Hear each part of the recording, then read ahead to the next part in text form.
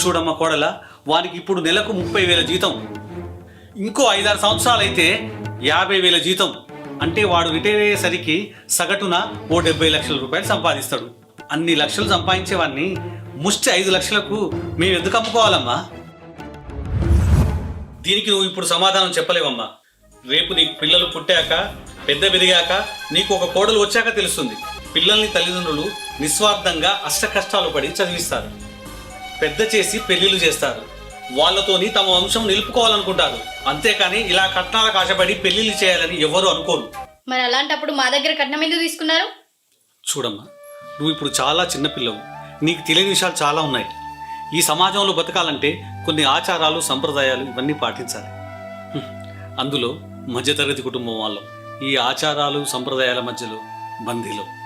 కొడుకు పెళ్ళి అయినా కూతురు పెళ్ళి అయినా కొన్ని ఇచ్చిపుచ్చుకోవడాలు తప్పవు.